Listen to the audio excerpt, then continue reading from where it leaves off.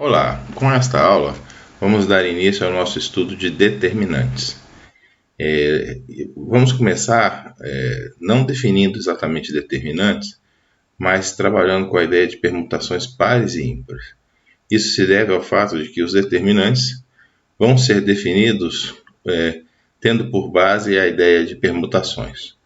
Então, nessa primeira aula, nós vamos ficar apenas no estudo das permutações e classificando-as como permutações pares ou ímpares, dependendo de suas características. Então vamos lá, ideia da permutação. Vamos considerar que nós temos dois números.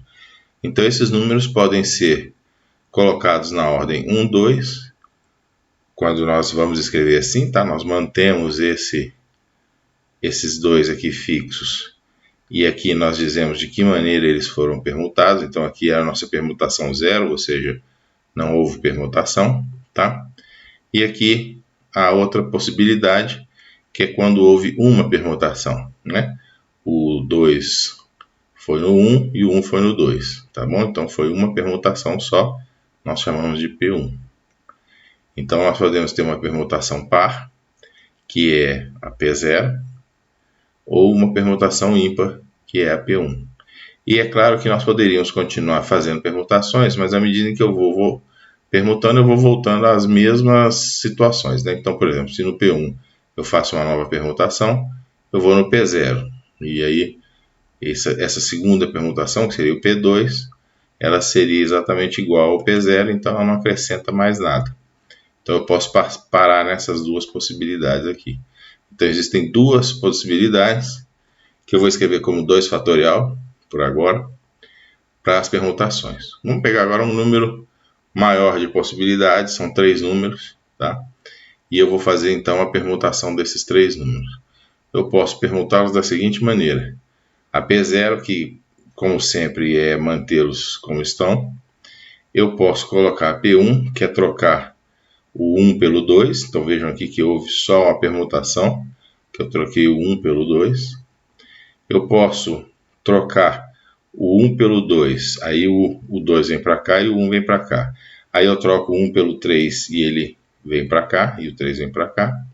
Então o que eu fiz aqui foram duas permutações, por isso P2. Eu posso fazer uma P3, em que eu faço uma permutação só, que é a do 1 com o 3, né? O 2 ficou fixo. Eu posso fazer ainda uma permutação em que eu faço, por exemplo, né? O 1 e no 2, o 2 e no 3, e o 3 e no 1, tá? Então vejam só, quando eu faço a permutação do 1 com 2, o 2 veio para cá, né? Então o 1 veio para cá, o 2 veio para cá. Se eu faço a permutação agora do 3 com o 2, o 2 vem para cá, o 3 vem para cá e o 2 vem para cá. Então ela é uma permutação dupla. E finalmente a permutação do 3 com 2, né? Eu simplesmente mantenho um fixo e permuto o 3 com 2. Então deste lado aqui, nessa coluna que aqui está, eu tenho permutações pares, porque ou eu não faço nenhuma, ou eu faço duas. E nesse lado aqui eu tenho permutações ímpares, em que eu estou sempre fazendo uma permutação, né, que é a única possibilidade que eu tenho. As outras seriam repetições não aqui, né? Aqui não, aqui. Tá certo? Só para ter uma ideia, eu tenho aqui 6 possibilidades, que é exatamente o valor de 3 fatorial. Tá certo? Vamos pegar um último caso aqui, que isso fecha as nossas análises, que é um caso mais complexo de 4 números. Então eu posso ter a permutação P0, aquela que mantém todo mundo igual. Eu posso ter agora, são 6 possibilidades em que eu faço uma única permutação. Então vejo, o 1 e o 2 ficaram do jeito que estavam e eu troquei o 4 por 3. Aqui eu troquei o 3 pelo 2. Aqui eu troquei o 4 pelo 2. Este aqui eu troquei o 1 pelo 2.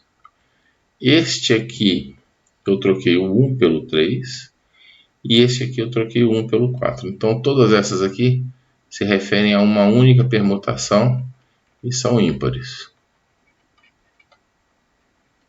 Eu posso ter agora essas possibilidades aqui. São 12. Então aqui são 6, né? 1, 2, 3. São 6 aqui, então aqui são 11. Então 11 possibilidades.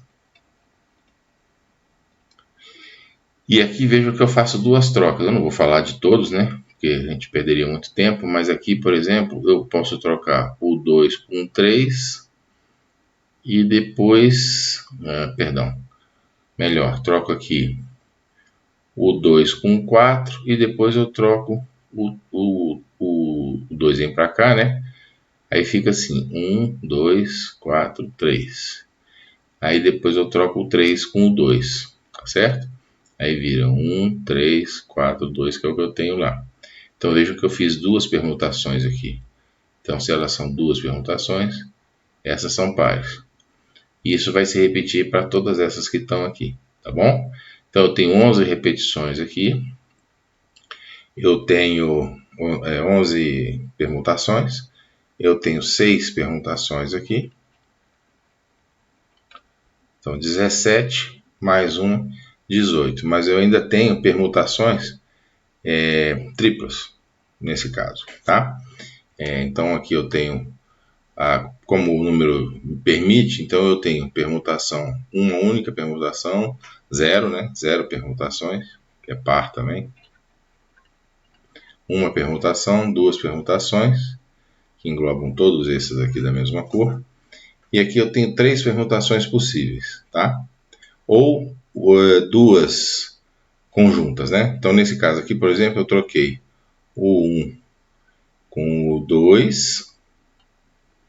Então quando eu troquei o 1 com o 2, ficou 2, 1, 3, 4. Aí eu troquei o 1 com o 3. Aí ficou 2, 3, 1, 4. Aí eu troquei de novo o 4 com 1. Aí ficou 2, 3, 4, 1. Que é exatamente o que nós temos aqui. Então eu fiz 3 permutações.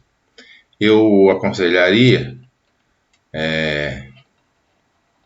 que vocês que estão assistindo o vídeo testassem, fizessem um treinozinho rápido, pelo menos com mais uns 2 ou 3 números aqui, para ver como funcionam essas permutações com mais detalhe. Mas são esses 3 casos aqui. Esses aqui são muito simples, não precisam fazer, para entender melhor. Mas essa é a ideia. Então isso significa permutação par ou permutação ímpar, tá certo? Isso vai ser muito importante na nossa definição de determinantes que vai ser apresentada na aula que vem.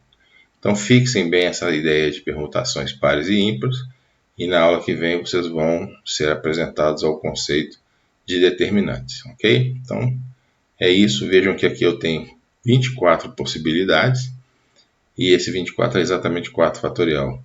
Então se eu tenho n números, o número de permutação vai ser simplesmente o n fatorial, tá certo? Que é um número que vai crescendo muito rapidamente, inclusive. Então é isso. Muito obrigado por assistir. Até a próxima aula.